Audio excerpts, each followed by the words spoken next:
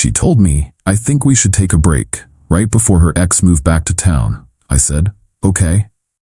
6 months later, she texted wanting to talk. I replied, I'm seeing someone else now. She showed up at my door that night. I, 28 male, need to get this off my chest because I'm still processing what happened. My friends are divided on whether I went too far, but I believe I did what was necessary to protect myself. Rachel and I were together for 3 years. We lived together for the last year and a half. On the surface, things were good. But looking back, I can see the cracks I chose to ignore. The way she'd get intensely anxious if I didn't text back within the hour. The flashes of jealousy over female friends she'd had since day one. They were small things, easy to dismiss. Then one night in February, she hits me with the, "We need to talk" line. She was staring at her phone, not me. I think we should take a break, she said. A break? I asked, confused. What's wrong? I just need some space to figure things out. It's not you, it's me. The oldest line in the book, but here's the context. Her ex, Marcus, had just moved back to town. She'd mentioned it casually a week earlier, but her tone was off. Oh, Marcus got a job here, isn't that weird? Weird indeed. I didn't argue, didn't beg. A part of me was tired of walking on eggshells. I just said, okay. She looked up from her phone, genuinely surprised. That's it? Just okay? You said you need space. I'll give you space. She moved out the next week, leaving half her stuff because it's just a break. Sure it was. Here's where the reality of legal obligations kicks in. The lease we signed was ironclad. Both our names were on it, making us equally liable for the entire rent until the term ended in 8 months. She assumed I'd just cover her half while she found herself. That was a wrong assumption. I immediately contacted our landlord. He was a professional, not a friend. He pointed to Clause 12 of our agreement. Both tenants are jointly and severally liable. I don't care who pays it, as long as it's paid in full, he said. If you want her off the lease, you both need to sign a lease termination agreement and pay a 2-month break fee. Otherwise, she's on the hook with you. I paid the full rent for the first month to protect my credit and avoid eviction. Then I sent Rachel a formal certified letter with a copy of the lease, highlighting her legal obligation for 50% of the rent. 2 weeks later, her Instagram confirmed my suspicions. A photo of her and Marcus at our favorite restaurant. The caption, "Sometimes life brings people back together." I screenshotted it, not out of pain but for my records. I texted her, "Hey, I sent you a letter regarding the lease. Since you've moved out, you still owe your half of the rent. If you want to be formally removed from the lease, we need to sign the termination agreement with the landlord." Her response, "Can't this wait? I'm really busy."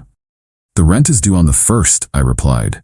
"You are legally responsible for your share." Radio silence. She refused to meet or sign anything.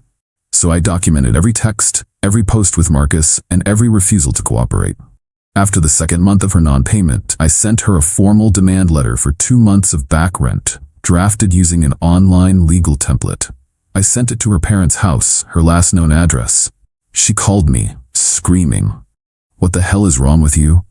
"I'm following the lease terms," I said calmly. "The ones we both signed. You abandoned the apartment and your financial obligations. You know I can't afford that. Then you should come and sign the termination paperwork. Otherwise, this debt will go to collections and damage your credit." She came by the next day, seething. She signed the agreement. As she was leaving, she tried for a dramatic exit. "I can't believe you're being so cold about this." "You wanted a break," I said. "Breaks have consequences." Next, her belongings. The lease stated that property left for more than 30 days after a tenant vacates is considered abandoned. However, state law required the landlord to send a formal notice. I coordinated with him, and he sent the notice to her parents' address, giving her 15 days to retrieve her things. She ignored the notice, so I boxed up everything. I donated it to a local women's shelter and got an itemized receipt for tax purposes. I sent her a copy with a note, "Your things are helping women who are actually in need." Marcus texted me after that. "Dude, you have a problem." "No problem here," I replied, "just following the law." Fast forward to May. I'm doing well. I started seeing someone new. Sarah, a teacher who communicates with a calm maturity that felt like a breath of fresh air. Life was good. Then the texts from Rachel started in June. "Hey, how are you? Been thinking about us. I made a mistake, can we talk?" I replied once, "I'm seeing someone else now. I wish you the best." 20 minutes later, she's at my door, banging on it. I opened it, leaving the chain on. It's 10 p.m., Rachel. She was a mess, mascara running down her face. You can't just move on like that. It's been 6 months since you left, Rachel. We were together for 3 years. We were, I emphasized. You ended it, remember? I said a break, not a breakup. A break where you immediately moved in with your ex? That's a breakup. She started crying, the ugly, gasping kind. Marcus and I broke up. He was a liar. That's unfortunate, I said, my voice flat, but it has nothing to do with me. You need to leave. How can you be so cruel? I loved you. Rachel, my girlfriend is asleep upstairs. You are upsetting her, and you need to leave now before I call the police. That set her off. She started screaming about how I'd ruined her life, how I was petty, how I'd maliciously given away her things. I pulled out my phone. I'm calling the non-emergency line and filing a report for harassment. Leave. She left, but not before kicking the door and screaming that I'd regret this. I made the call and got a police report number, just in case. The next morning, I had 47 texts ranging from apologies to threats. I screenshotted them all, then blocked her number. The harassment escalated. She showed up at my gym. She bumped into me at my coffee shop. Then she crossed a line. She found out where I worked and called my boss, claiming we had a domestic situation and she was concerned about my mental stability. My boss, a decent guy, called me in. I showed him everything. The texts, the police report, the documentation of her non-payment. He was appalled. Get a restraining order, he said. Yesterday. I hired a lawyer who confirmed I had a strong case for harassment. She drafted a formal cease and desist letter, which we sent to Rachel's parents' house. Her dad called me, furious. She just wants closure, he yelled. Sir, she chose her closure when she left. I have moved on. Your daughter is harassing me, and if it continues, I will pursue a protective order. He hung up. The direct contact stopped, but she started a smear campaign on social media, posting vague accusations of emotional and financial abuse. Sarah, my girlfriend, was my rock, but I could see the toll it was taking. This is a lot, she said one night, her voice trembling slightly. It's starting to scare me, to be honest. Maybe your boss is right about that restraining order. She was right. I was being too passive. Update 1. 2 weeks later, my hesitation proved to be a mistake. Rachel escalated from attacking me online to attacking Sarah in the real world. She sent an anonymous, concerned parent email to the principal at the school where Sarah teaches. It was unhinged, rambling about my abusive patterns and how Sarah was endangering students by dating a dangerous man. The principal, who knew Sarah well, saw it for what it was but had to follow protocol. Sarah called me, not just angry but genuinely frightened. She tried to get me fired. This has gone too far. We are going to the police. Now. That was the final straw. I took the mountain of evidence, the texts, the social media posts, the false report to my boss, the email to Sarah's school, and we went to the police station together to file for an emergency protective order. The detective was blunt. This is textbook stalking and harassment. You have more than enough. They granted a temporary order that day pending a court hearing. A sheriff would serve her the papers within 48 hours. But that same night, before she was served, Rachel showed up at Sarah's apartment. Sarah called me, whispering and terrified. She's outside, parked across the street, just sitting in her car staring at my window. Call 911. I'm on my way, I said, my heart pounding. When I got there, 2 police cars were already present. Rachel was telling them she was just lost and pulled over to check her GPS. An officer recognized me from the report I'd filed earlier. Is this the individual named in your protective order filing? Yes, I said. And she is lying. This is my girlfriend's apartment. She has never been here before. She is stalking us. We are terrified of her.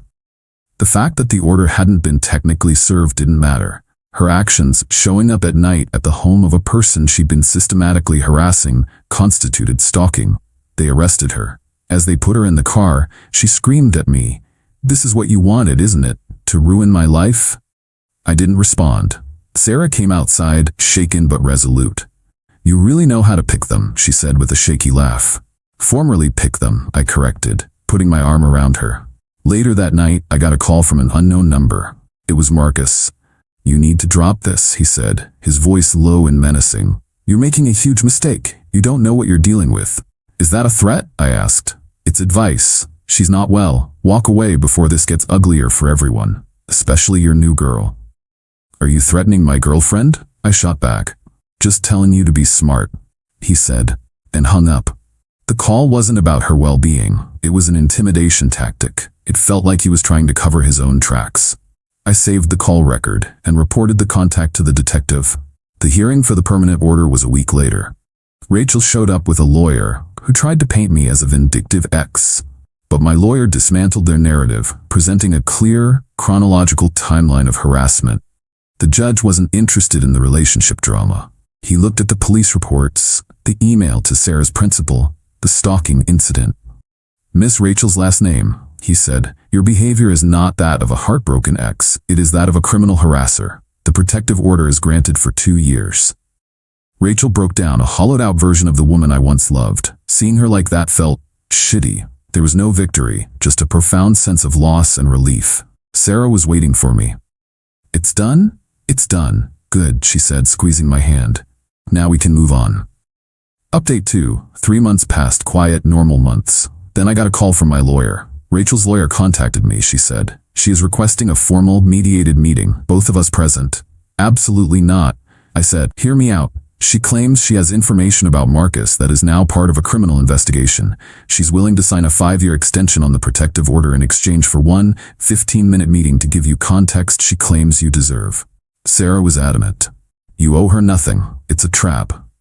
It's not for her, I argued. It's for us. A 5-year guarantee of peace. And if she's lying, our lawyers are witnesses. Reluctantly, we agreed. The meeting was held in a conference room at my lawyer's office. Rachel looked healthier, calmer. Thank you for agreeing to this, she began. I have spent the last 3 months in intensive therapy. I am not here to ask for forgiveness, but to offer an explanation. She took a breath. Marcus didn't just reappear in my life. He blackmailed me. He had intimate videos of me from when we dated before. He threatened to send them to my family and my work if I didn't leave you and get back with him. My stomach turned. What? I was terrified and ashamed. I should have told you. I should have gone to the police. But I thought I could handle it myself. Give him what he wanted until he got bored and deleted them. I thought I was protecting you. The Instagram posts. He made me post them, to make it look real, she said, tears welling in her eyes. When he dumped me, my plan had failed, and I'd lost you for nothing. I had a complete mental breakdown. That's not an excuse for what I did next. My terrorizing you and Sarah was inexcusable. I was a victim who made victims of you both, and I will have to live with that forever. Why should I believe you? I asked, my voice hoarse. Her lawyer slid a document across the table. It wasn't screenshots. It was a copy of an official police report she had filed against Marcus for extortion and blackmail dated 2 months prior. The report listed me as a collateral victim. They are building a case against him, she said quietly. I needed you to know the truth, not to change anything, but because you didn't deserve to be left with a lie. Her lawyer spoke. As agreed, my client will sign the 5-year extension.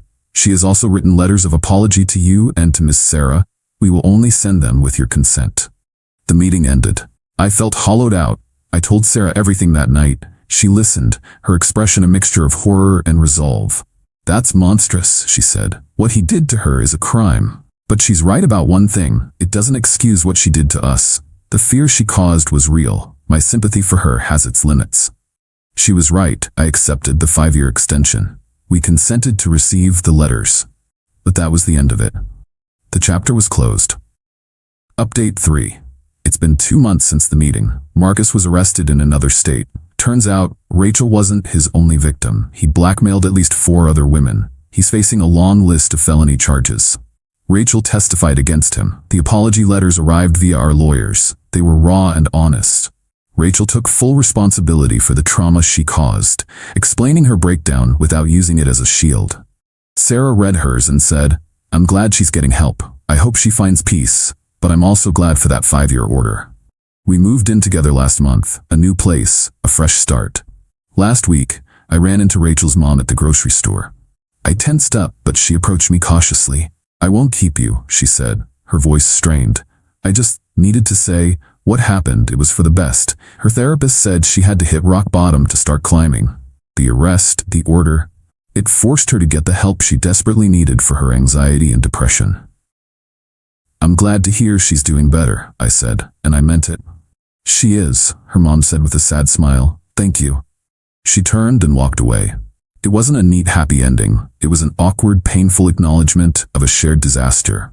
Here's what I've learned. Red flags are warnings. A partner's intense anxiety or jealousy isn't a sign of passion. It's a sign of instability that can curdle into something dangerous. Taking a break is a conversation, not a declaration. If someone won't give you reasons, their silence is the reason. Document everything. Protect yourself legally. It's not about being petty. It's about being prepared. Involve professionals. Don't try to handle stalking or harassment yourself. Lawyers and law enforcement are tools for your safety. Mental illness explains behavior. It does not excuse it. Someone can be both a victim and a perpetrator. You are not obligated to absorb their trauma or forgive their abuse. Closure is a myth. It doesn't come from one conversation. It's built over time, with distance and new, healthier experiences. Rachel's 5-year order is in effect. Marcus is going to prison. Sarah and I are building a quiet, stable life. It's not a happy ending or a sad one. It's just an ending that gave way to new beginnings. Trust your gut, protect yourself, and never let someone make their crisis your emergency. I'm closing this account now. The past is in the past. Thanks for listening.